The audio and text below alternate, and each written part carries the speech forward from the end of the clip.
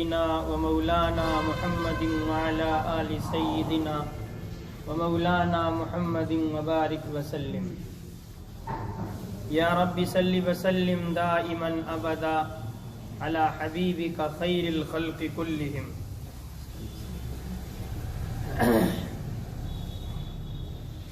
سامعین کرام،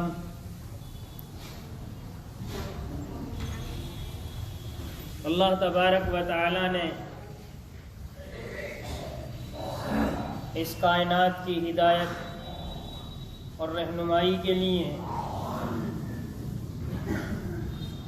اپنے نبی جناب محمد الرسول اللہ کالی کملی والے امام الانبیاء کو اس دنیا میں بھیجا. آپ اس دنیا میں تشریف لائے. آپ کے آنے سے پہلے زمانے کا حال اور خصوصاً عرب کی صورت حال عجیب تھی. بدی کا زور تھا، ہر سو جہالت کی گھٹائیں تھیں، فساد و ظلم کی چاروں طرف پھیلی ہوائیں تھیں. اگر لڑکی کی پیدائش کو وہ گھر میں سن لیتے تو اس معصوم کو زندہ زمین میں دفن کر دیتے. غرض جو بھی برائی تھی وہ سب ان میں پائی جاتی تھی. نہ تھی شرم و حیا، گھر گھر ان کے بے حیائی تھی.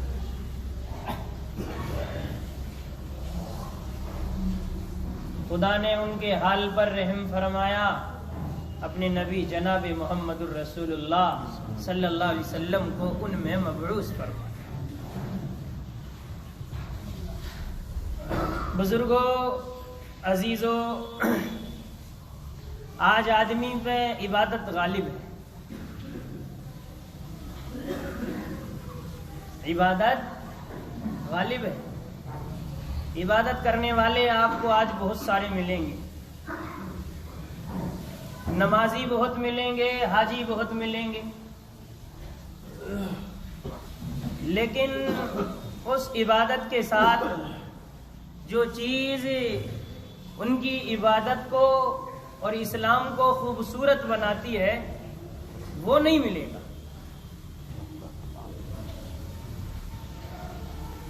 اللہ کے نبی جناب محمد رسول اللہ صلی اللہ علیہ وسلم اس دنیا میں تشریف لائے. 40 سالہ آپ نے اپنی زندگی گزاری، اور جب اسلام کی پہلی دعوت آپ نے ان سے دی اور اسلام کے بارے میں انہیں بتایا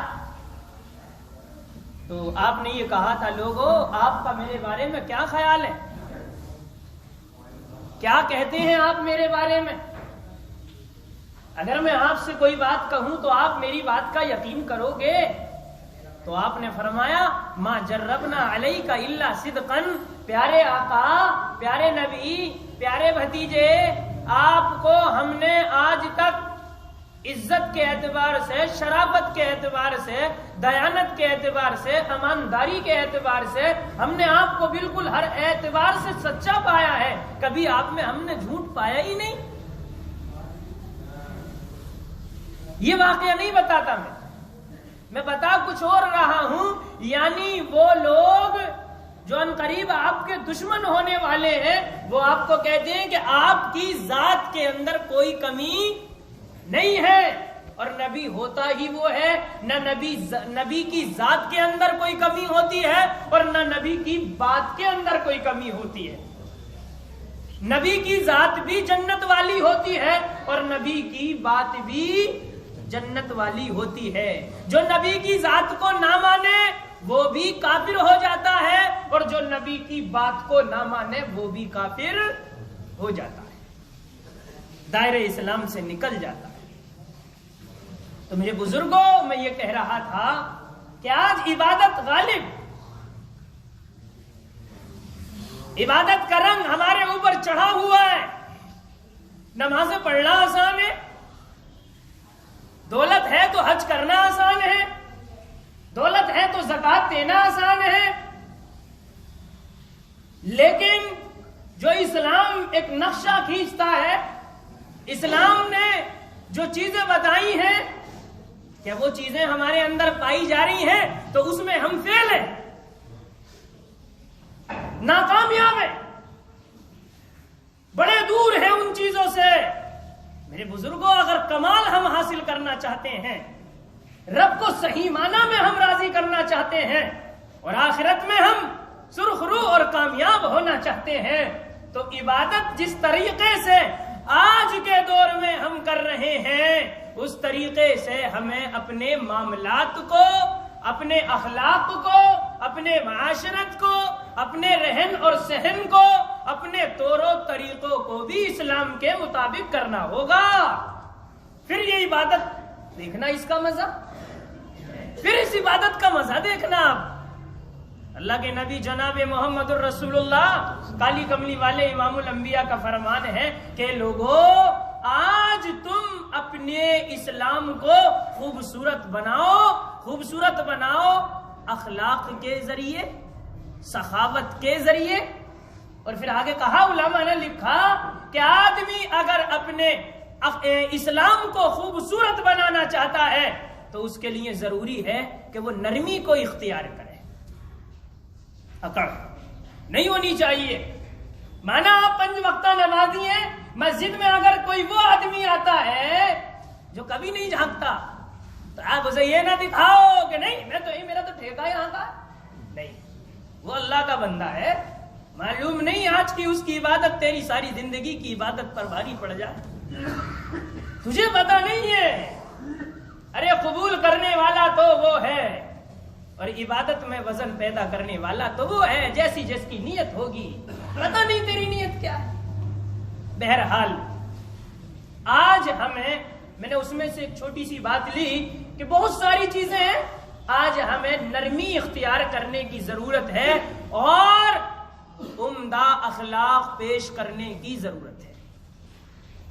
ہاں، اپنے مسلمانوں پر ظلم ہوتے ہو، کرتے ہو، اپنے مسلمان گاؤں والے بستی والوں کو دباتے ہو، اگر طاقت آزمانی ہے تو کوئی جبر سے آزماؤ، کسی غیر سے بھیڑو، اسے بتاؤ کہ ہم طاقت والے ہیں۔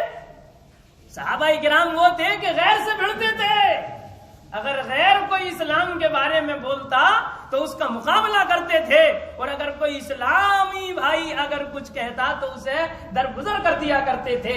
آج کے دور میں تو فرقہ بندیوں کے خلاف آپس میں ایک دوسرے سے نفرتیں، ارے ہم سے کیا آزماتے ہو، اگر کوئی جبر باپ ہے تو اس سے بھیڑو۔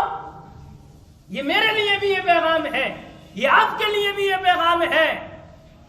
صحابہ کرام کی یہ خاصیت تھی، محمد الرسول اللہ، محمد جو ہے لوگوں یہ اللہ کے رسول ہیں، والذین معہ اشداء علی الکفار، اور جو ان کے ساتھی یعنی جو صحابہ ہیں وہ کافروں پر تو بہت سخت ہیں، رحماء بینہم، لیکن آپس میں بڑا ایک دوسرے پر رحم کرنے والے، آپس میں پیار سے رہو۔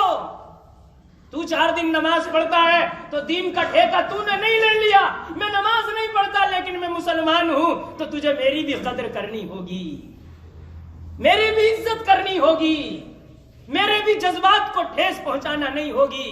اگر تو دوسروں کے جذبات کو ٹھیس پہنچاتا ہے اور اپنی عبادت پر فخر اور گھمنڈ کرتا ہے تو اللہ کو تیری عبادت کی ضرورت نہیں ہے، اللہ کو تیری عبادت کی ضرورت نہیں ہے۔ میرے بزرگوں، وقت نہیں ہوتا ہے پوری بات بیان کرنے کا، پیغام یہ ہے قرآن حدیث کا کہ آج ہمیں عمدہ اخلاق اپنانے کی ضرورت ہے۔ ایک پہلو صرف، اور اللہ نے اپنے حبیب سے فرمایا، اے میرے حبیب، انک لمن المرسلین وانک لعلی خلق عظیم، آپ رسولوں میں سے ہیں لیکن آپ اخلاق و کردار کے اعتبار سے ایک بڑے درجے پر فائز ہیں۔ اور اے میرے محبوب، وَلَوْ كُنْتَ فَظًّا غَلِيظَ الْقَلْبِ لَانفَضُّوا مِنْ حَوْلِكَ، اے میرے محبوب آپ اللہ کے رحم و کرم سے عمدہ اخلاق والے ہیں، شیریں زبان والے ہیں، میٹھے بول والے ہیں، پیاری پیاری باتیں کرنے والے۔ اگر آپ ایڑنے والے ہوتے اور ڈانٹ ڈپٹ کرنے والے ہوتے تو یہ جو صحابہ کرام کی جماعت آپ اپنے ارد گرد دیکھ رہے ہیں نا، تو یہ آپ کی غلامی کبھی نہ اختیار کرتے۔ بعض لوگوں نے تو اپنی زبانوں میں ایسی کڑک پیدا کر لی ہے کہ وہ اپنی ناموری سمجھتے ہیں. ذرا سی بات پر کسی کو ڈانٹ دیا, ذرا سی بات پر مؤذن صاحب کو ڈانٹ دیا, ذرا سی بات پر کسی کو بھی ڈانٹ دیا, ذرا سی بات پہ کچھ بھی کہنے لگے, بس زبان اپنے قبضے میں نہیں. ایک صحابی ہیں حضرت ابو ذر, اللہ کے نبی انہیں بلاتے ہیں اور ان سے کہتے ہیں میرے صحابی تجھ یہ چاہتا ہے کہ سب سے زیادہ کامیاب ہو؟ تو وہ کہتے ہیں ہاں میں ضرور چاہتا ہوں. اللہ کے نبی نے فرمایا تو اس زبان کو اپنے قبضے میں کر لے اور تو عمدہ اخلاق اپنا لے, عمدہ اخلاق اپنا لے. کسی کو کڑواہٹ سے مت بول, کسی پر تو ظلم کر کے مت بول, کسی پر اکڑ کے نہ بول. میں نے کیا کہا؟ یہ میں اپنی بات نہیں کہتا. عطا اللہ شاہ بخاری فرماتے ہیں کہ لوگوں اگر صحابہ کے طور و طریقوں کو اپنانا چاہتے ہو تو مسلمان بھائیوں کے ساتھ نرمی سے پیش آؤ. اگر اکڑ دکھانی ہے تو کوئی دشمن اسلام اگر تم سے ٹکر لینے کے لیے آتا ہے تو وہاں اپنی اکڑ دکھاؤ, وہاں اپنی اکڑ دکھاؤ. طواف کرتے, طواف میں ایک موقع ایسا آتا نا کہ تھوڑا سا اس طریقے سے چلتے, سمجھ رہے, چلتے نا چلتے. تو ایک مرتبہ جب بہت دنوں بعد صحابہ اکرام طواف کرنے کے لیے آئے تھے تو کفار نے یہ کہا تھا یہ تو کمزور ہو گئے. اللہ کے نبی نے فرمایا کہ انہیں دکھاؤ کہ ہم کمزور نہیں ہیں, ہم طاقتور ہیں. یعنی غیروں کو دکھاؤ, اپنوں کو کیا کر دکھاتے ہو. آج مسلمان عدالت میں, وکیلوں کے پاس, منصفیوں میں, تھانوں میں, کچہریوں میں ایک دوسرے کے خلاف. کیا ہے مسلمانوں؟ عبادت کو غالب کر لیا ہے. حاجی بن گئے ہو, نمازی بن گئے ہو, حج کر لیا ہے, زکات دے دی ہے, لیکن اسلام کے پہلو سے وہاں تولا جائے گا کسی مسلمان کے ساتھ اگر تم رحم دلی کا معاملہ کرتے ہو. صحابہ کرام کی یہ شان تھی. وہ جس کے نام سے شیطان کانپتا تھا, کون؟ عمر بن خطاب رضی اللہ تعالی عنہ. وہ جس کے نام سے شیطان راستہ چھوڑ کر دور چلا جاتا تھا, وہ جس سے بڑے بڑے لوگ کانپتے تھے. اس کے بارے میں آتا ہے کہ جب وہ ایک مرتبہ میٹنگ ہوئی اور یہ کہا کہ بھی کون ہے جو اسلام کے اس نئے نبی کا اور جو یہ کہتا ہے کہ میں محمد ہوں اس کا خاتمہ کرے گا. تو عمر کھڑے ہوئے کہ میں. سب نے کہا ہاں آپ ہی کر سکتے ہیں. عمر نے تلوار لی اور چل دیے. راستے میں ایک صحابی ملے, انہوں نے کہا عمر کہاں جا رہے ہو؟ تو کہنے لگے آج بانی اسلام کا خاتمہ کرنے کے لیے جا رہا ہوں. بانی اسلام جناب محمد الرسول اللہ, کالی کملی والے امام الانبیاء. تو وہ کہتے ہیں کیا تم یہ سمجھتے ہو کہ جو حضور کے چاہنے والے ہیں وہ بالکل ہی کمزور ہیں اور تم سے ایسے ہی حضور کو کہلا لیں گے؟ تو انہوں نے کہا مجھے لگتا ہے کہ تو بھی مسلمان ہو گیا, کہ میری فکر چھوڑ, اپنی بہن کے بارے میں تو پتا کر کہ کیا ہوا کہ وہ محمد کی غلام بن گئی. کہ اچھا رخ کس طرف تھا؟ نبی کی طرف تھا. رخ ہو گیا فاطمہ بنت خطاب رضی اللہ تعالی عنہ کی طرف. یہ حضرت عمر کی بہن تھی. دیکھا دروازے پر پہنچے, بہن قرآن پڑھ رہی ہے, بہنوئی قرآن پڑھ رہا ہے, ایک صحابی قرآن پڑھا رہے ہیں. دستک دی, ڈر گئے کہ عمر آ گئے. وہ عمر جس سے پوری دنیا ڈرتی تھی اس زمانے کے اعتبار سے. کب کپاتے تھے لوگ, کوئی بات نہیں ابھی اسلام قبول نہیں کیا ہے. دروازہ کھولا, اندر سے بہن نکل کر آئی, بہنوئی نکل کر آیا, دونوں کو مارا پیٹا, غصے میں آ گئے. تو بہن نے کہا اے عمر اگر تو خطاب کا بیٹا ہے نا تو بیٹی میں بھی خطاب کی ہوں. اگر تو مارنے پر قادر ہے تو بہن پٹنے پر تیار ہے. بہن بولی عمر تو اگر ہم کو مار بھی ڈالے, شکنجوں میں کسے, بوٹی یا کتوں سے نچوائے, دین حق سے ہم ہرگز پھر نہیں سکتے. بلندی معرفت کی مل گئی ہے, گر نہیں سکتے. تجھے وہ کرنا ہے وہ کر لے. ہم نے لا الہ الا اللہ محمد الرسول اللہ پڑھ لیا ہے, ہم مسلمان ہو گئے. حضرت عمر حیرت میں پڑ گئے کہ وہ بہن جو کبھی سامنے نہیں آیا کرتی تھی, مقابلے کے لیے سامنے نہیں آتی تھی, آج زبان درازی کرتی ہے. کس چیز نے اسے شیر بنا دیا, کس چیز نے اس میں ہمت پیدا کر دی؟ بہن سے بولے بہن تو پڑھ کیا رہی تھی؟ تو بہن نے پھر تڑپ کر کہا اے عمر تو ناپاک ہے، تو گندا ہے، اور جو کلام ہم پڑھ رہے تھے اس کی شان یہ ہے وَإِنَّهُ لَا يَمَسُّهُ إِلَّا الْمُطَهَّرُونَ، اسے پاک لوگوں کے علاوہ کوئی دوسرا نہیں چھوتا ہے۔ حضرت عمر نے کہا اچھا بہن تو پھر مجھے غسل کرنا پڑے گا۔ حضرت عمر غسل کرنے لگتے ہیں، ادھر حضرت عمر اپنے بدن کو دھوتے ہیں، اللہ ان کے دل کو دھونا شروع کر دیتا ہے۔ ہوئے ہوئے تلوار لی، ساتھ میں بہنوئی ساتھ میں ہیں، امام الانبیاء حضور اپنے صحابہ کرام کے ساتھ دار ارقم میں ہیں۔ 39 آدمی ابھی مسلمان ہوئے ہیں۔ کتنے؟ 39 آدمی۔ حضرت حمزہ نے اسلام ابھی قبول کیا، اور اللہ کے نبی نے ایک موقع پر دعا فرمائی تھی، اے اللہ تو نے ایک شیر عطا فرما دیا ہے حمزہ، امیر حمزہ، اے اللہ تو نے ایک شیر عطا فرما دیا ہے، اے اللہ تو اسلام کو ایک شیر اور عطا فرما دے، یا تو عمر بن حشام کو دے دے یا عمر بن خطاب کو دے دے، اور اے اللہ اگر تو مجھ سے پوچھے گا کہ نبی تمہاری رائے کس کے بارے میں ہے تو اے اللہ میری رائے یہ ہے کہ میں عمر بن خطاب کو چاہتا ہوں۔ ہوئے ہوئے نبی نے یہ دعا فرمائی، ادھر اللہ نے نظام بنا دیا، اور عمر بن خطاب ننگی تلوار لے کر بہنوئی کے ساتھ حضور کا دروازہ کھٹکھٹایا۔ صحابہ نے دیکھا، ڈر گئے، کپکپا گئے، لیکن وہاں بھی ایک شیر بیٹھا ہوا تھا۔ اس نے کہا ڈرنے کی بات نہیں ہے، دروازہ کھولو، اگر عمر کا ارادہ صحیح ہے تو ہماری نیت بھی صحیح ہے، اگر عمر غلط نیت سے آیا ہے تو آج عمر کی گردن ہوگی اور عمر کی تلوار ہوگی۔ لیکن عمر آج قتل کرنے نہیں آیا، عمر تو آج خود قتل ہونے کے لیے آیا ہے۔ مطلب آج اپنی غروریت، آج اپنی شہنشاہیت، آج اپنی سرداریت سب کچھ قربان کر کے محمد کا غلام بننے کے لیے آیا ہے۔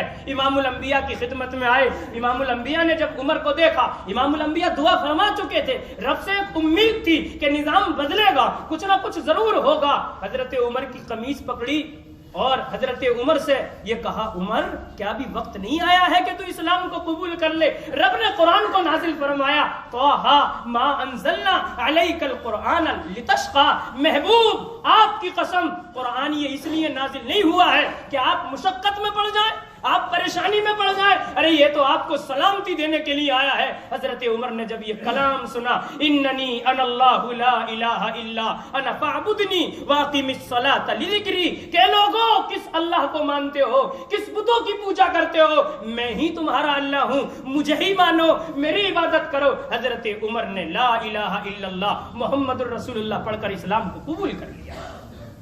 پوچھا آپ کمرہ بند کر کے کیا کر رہے؟ تو حضرت امام الانبیاء نے فرمایا، عمر ہم سیکھ رہے اور سکھا رہے، باہر کیوں نہیں؟ اے عمر تیری قوم مجھ پہ اتنا ظلم کرتی ہے کہ مسجد حرام میں بیت اللہ کے ارد گرد مجھے نماز پڑھنا نہیں دیتی۔ حضرت عمر فرماتے ہیں کہ یا رسول اللہ کیا ہم حق پر نہیں ہیں؟ امام الانبیاء نے فرمایا حق پر تو ہے۔ تو امام الانبیاء سے حضرت عمر کہتے ہیں چلو پھر اب ڈرنے کی ضرورت نہیں ہے۔ ارے صحابہ سارے میرے نبی کے مرید تھے، لیکن عمر میرے نبی کی مراد تھے۔ عمر کو میرے نبی نے اللہ سے مانگا تھا، اللہ سے مانگا تھا۔ ارے سارے صحابہ کو اسلام کی وجہ سے عزت ملی تھی، اور عمر وہ تھا جس کے آنے سے اسلام کی شان بڑھ گئی تھی، اسلام کی شان بڑھ گئی تھی۔ عمر فرماتے ہیں پھر چلو، دو جماعتیں صحابہ کرام کی بنتی ہیں، ایک کے آگے تلوار لے کر امیر حمزہ اور ایک کے آگے تلوار لے کر عمر بن خطاب، بیچ میں نبی، اور دروازہ کھٹکھٹاتے ہیں سارے کفار کا جا کر۔ وہ سمجھتے ہیں کہ کام کر آیا، نبی کو ختم کر آیا، کہتے نہیں ختم کر کے نہیں آیا ہوں، تمہیں چیلنج کرنے کے لیے آیا ہوں کہ آج سے اذان بلند آواز سے ہوگی، اگر تم بیت اللہ کا طواف کرتے ہو تو ہم بھی کریں گے، ہم بھی نماز پڑھیں گے۔ سمجھ لو اب اسلام میں عمر آ گیا ہے، جس کی ماں نے دودھ پلایا وہ مقابلہ کرنے کے لیے آ جائے، آج سے نماز ہم پڑھیں گے۔ میرے بزرگوں اصل بات میری رہ گئی کہ ایسا بہادر آدمی کتنا عاجز بنتا ہے، انشاءاللہ اگلے جمعوں کو میں آپ کو بیان کروں گا۔ اللہ ہم سب کو عمل کی توفیق عطا فرمائے۔ تمامی حضرات سنت پڑھیں۔